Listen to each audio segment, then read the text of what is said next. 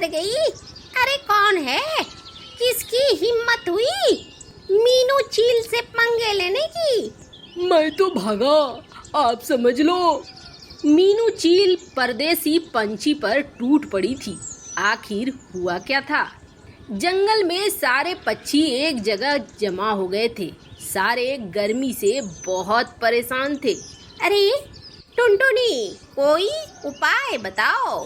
तू तो चौधरी बनती है इस जंगल की, तेरे पास दिमाग भी बहुत है। ये हम बचेंगे कैसे इतनी गर्मी? अरे हाँ भैया, देखो ना, हमने बारिश की तैयारी की, लेकिन गर्मी के बारे में हमने सोचा भी नहीं था। पर अब बहुत ज़्यादा गर्मी पड़ रही है और ऐसा लग रहा है जैसे अभी गर्मी और भी ज़्यादा दिनों तक रहेगी। हमें कोई न कोई उपाय ढूंढना पड़ेगा। मीनू चील नाम है मेरा। मैं बनाऊंगी सबसे अच्छा घोंसला। तू देख लेना, मैं जा रही हूँ लकड़ियों का घर बनाने। अरे हाँ मीनू मौसी, जाओ, पर इसमें इतना घमंड क्या करना? अरे ये तो घमंडी है ही। कालू कौवा भी बोल पड़ा। मीनू चील ने काफी जतन से एक बहुत अच्छा लकड़ी का घर बनाया और इसके बाद वो आने जाने वाले पंछियों को चिढ़ाने लगी।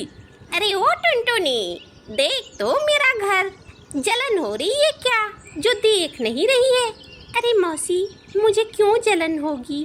तुम बड़ी हो, पंछियों में ताकतवर हो, इसलिए तुम लकड़ी के अच्छे घर भी बना सकती हो।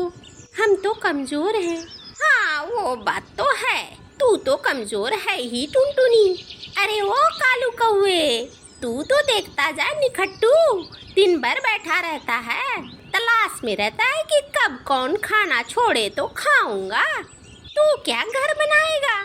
चल हट यहाँ से, जा। तू तो मेरे घर को देखेगा तो नजर लगा देगा। अरे मौसी, ऐसी बातें अच्छी नहीं है, तुम बहुत ज्यादा बोल रही हो। तो क्या करेगा? जाता है यहाँ से या आ जाऊँ अपनी असली रूप में? कालू कौवा वहाँ से चला जाता है। टुनटुनी चिड़िया भी चली जाती है। इधर कालू कौवे को बहुत बुरा लगता है और कालू कौवा सोचता है, मैं मीनू मौसी से भी बड़ा अच्छा घर बना कर रखूँगा। और मीनू मौसी ने ये क्या बनाया है, मैं बनाऊँगा एकदम से अलग घर। कालू कौवा परदेसी पंछी के पास पहुँच जाता है। अरे ओ परदेसी पंछी, तुम लोगों को तो घर बनाने आते हैं बहुत अच्छे अच्छे। मुझे कुछ मिट्टी चाहिए, मिट्टी मुझे दे दो। मैंने सुना है तुम मिट्टी का व्यापार करते हो। अरे करता तो हूँ मैं व्यापार, लेकिन मैं ठहरा व्यापारी। मैं तुम्हें फ्री में मिट्टी नहीं दे सकता, तुम्हें कुछ देना पड़ेगा। मुझसे क्या लोगे? मैं क्या दूंगा? मेरे पास तो कुछ भी नहीं है। अरे कैसे नहीं है? तू जो ये अनाज लाता है यही मुझे दे। हर रोज मैं तुझसे एक थैला अनाज लूँगा। बात पक्की है तो बोलो, मैं मिट्टी दूंगा। अरे हाँ, सारी बात पक्की है, आप मुझे मिट्टी दे दो। और परदेसी पंछी ने मिट्टी दे दिया। उस मिट्टी से कालू कौवे ने बहुत अच्छा मिट्टी का मटका घर बनाया। अब इस मटके घर में बड़े शांति से बहुत ठंड से रहने लगा कालू कौवा। रोज एक बाल्टी पानी मटके के घर पर डाल देता और उसके बाद तो उसे गर्मी का एहसास ही नहीं होता। देखो, मैंने ऊपर से पानी डाल दिया, अंदर कितना ठंडा ठंडा लग रहा है। उधर मीनू मौसी लकड़ी का घर तो बना चुकी थी, लेकिन गर्मी में लकड़ी के घर के अंदर भी गर्मी बहुत थी। अरे ये क्या, अंदर भी इतनी गर्मी है? इस गर्मी ने बेहाल कर रखा है।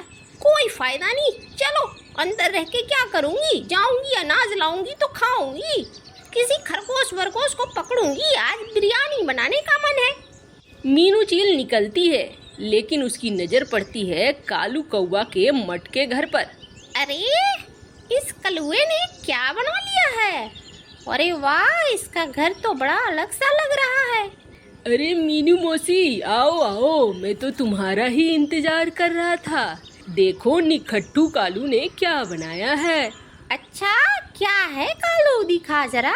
अरे वाह, तेरा घर तो बड़ा ठंडा ठंडा है, अंदर तो बड़ी शांति है। हाँ मौसी, देखो मटके वाला घर है ना अच्छा। हाँ लेकिन देखना, मेरे सिर दर्द हो रहा है, मुझे मेरे से चला नहीं जा रहा है। 1 घंटा थोड़ा आराम करने देगा कालू? हाँ हाँ मौसी, आराम कर लो तुम। कालू, एक काम और था, जंगल के उस पार मेरा कुछ अनाज रखा हुआ है थैले में, जरा ले आएगा? मौसी बहुत गर्मी है। मेरे से ऐसे बात नहीं करने का। ठीक है मौसी, जा रहा हूँ, मैं तुम्हारे घर पहुँचा दूंगा, तू चली जाना। ठीक है, मुझे अच्छा लगेगा, मैं चली जाऊंगी। मीनू चील कौवे के घर में आराम फरमाने लगी। इधर कौवा अनाज की बोरी लेकर आ रहा था कि रास्ते में परदेसी पंछी से भेंट हो गई। अरे ओ कालू, तूने कहा था हर रोज 1 बोरी अनाज दे जाएगा, लेकिन तूने दिया नहीं है, चल दे। अच्छा ठीक है, ये ले लो, मैं बाद में देखता हूँ। कालू कौवा घर तक पहुँचता है। अरे मीनू मौसी, तू गई नहीं है अभी तक? अरे मेरा तो सिर दर्द अभी भी बढ़ रहा है, मुझे समझ में नहीं आ रहा है। आज मुझे रहने दे कालू यहाँ पे, तू चला जा मेरे घर, वहाँ पे ही आज की रात बिता लेना। मौसी, ये सिर्फ आज की बात है, मुझे तुम्हारे इरादे ठीक नहीं लग रहे। अरे इरादे की क्या बात है, तू जा घर पे, वहाँ आराम से पसर जाना, फैल जाना। मौसी, मैं कोई रायता नहीं हूँ जो फैल जाऊंगा, बस आज की बात है। ठीक है, समझ गई, जा यहाँ से। अब मीनू मौसी आराम करने लगती है। अगला दिन होता है। परदेसी पंछी अपने एक सेवक को लेकर पहुँचता है और सेवक को कहता है, तोड़ दो इस कालू कौवे का घर, गिरा दे इसे, इसने मुझे आज का अनाज पहुँचाया नहीं है, और घर टूटेगा तो फिर ये मिट्टी खरीदने आएगा, फिर मैं इससे पैसे लूँगा। सेवक उल्लू ने मटके को गिरा दिया। मटका मिट्टी का था, नीचे गिरते ही टूट गया। मीनू चील को चोट लगी। आई, ओई माँ, किसने मारा? अरे नास पीटे, उल्लू, तेरी इतनी हिम्मत! उल्लू मीनू चील को देखते ही भाग गया। अरे कहाँ भाग रहा है निखट्टू, तू मेरा सेवक है। अरे मालिक, जान है तो जहान है, सर है, बाल है तो हजामत है, मैं तो चला। मीनू चील पीटने लगती है परदेसी पंछी को। तेरी इतनी मजाल! हाँ, मीनू चील से कोई पंगे नहीं लेता है। तभी कालू कौवा वहाँ पहुँच जाता है। अरे बाबा, ये तो मीनू मौसी असली रूप में आ गई है, बचाना पड़ेगा इस परदेसी पंछी को। कालू कौवा दोनों के बीच में आता है।